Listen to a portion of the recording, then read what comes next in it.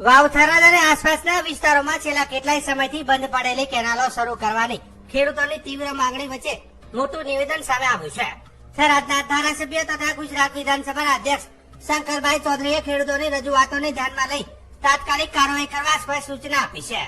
શંકરભાઈ ચૌધરીએ વિભાગીય અધિકારીઓને માત્ર 3 દિવસમાં એટલે કે 17મી નવેમ્બરની સાંજ સુધી તમામ કેનાલોમાં પાણી છોડવાની કડક સૂચના આપી છે. તેમના તાત્કાલિક અને દ્રઢ નિર્ણયથી ખેડૂતોમાં હાશકારો ફેલાયો છે. શિયાળો સિઝન શરૂ થઈને લગભગ 1 મહિનો વીતી ગયો હોવા છતાં સિંચાઈ માટે પાણી ન મળતા ખેડૂતોમાં ભારે નારાજગી જોવા મળી રહી હતી.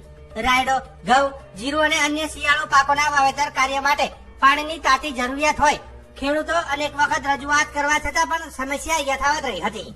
ખેડૂતોની વારંવારની માંગ અને વધતી મુશ્કેલીઓને નજરમાં રાખીને અધ્યક્ષ શંકરભાઈ ચૌધરી દ્વારા આપેલા કડક આદેશ પછી હવે તમામ કેનાલોમાં નિયમિત રીતે પાણી પુરવઠો શરૂ થવાની આશા વધી છે અને ખેડૂતોમાં સંતોષ અને આનંદનો માહોલ જોવા મળી રહ્યો છે. સ્થાનિક ખેડૂતોનો વિશ્વાસ છે કે આ નિર્ણયથી આવનારા દિવસોમાં સિંચાઈ સમસ્યામાં રાહત મળશે અને શિયાળુ પાકોનું વાવેતર તથા વિકાસ સુગમ બનશે. તો ગઢસીસર અને ધીમા આ બંને બ્રાન્ચની અંદર આજે જે 15મી તારીખ 14, 15, 16 અને 17મી તારીખે એનું પાણી એ કેનાલોની અંદર ચાલુ થઈ જશે. એના બધી વ્યવસ્થા કરીને 15, 16 અને 2 દિવસની અંદર જે એને સફાઈ કે બાકી જે કરવું એ કરી લે. પરંતુ 17મી તારીખે સાંજ પહેલા નર્મદાનું પાણી એ કેનાલોની અંદર ચાલુ થઈ જશે. જાણ કરવી હોય બધાને કરી દે. અહીંથી જાહેરમાં અત્યારે બધાને તમને આજે વાત કરી રહ્યો છું કે આ કામ અને પાણી પછી ધંધોકાર ચાલુ રાખશે.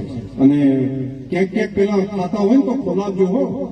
1 રૂપિયો કે જમા નથી કરાવતા તો આખા ગામ વચ્ચે ભલે છે તો કાંઠા થો એને મંજૂરી તો લેવાય ને. એના માટે કામ તો કરવું પડશે કે આ મંજૂરી માટે જ્યાં ખર્ચો ભાગો પીઆવો વધારે ને તો 2-4 કરો ને આ પેલું પિયત કે બિન પિયત આવ્યું એ ટાઈમે મારા તો માથા થઈ મને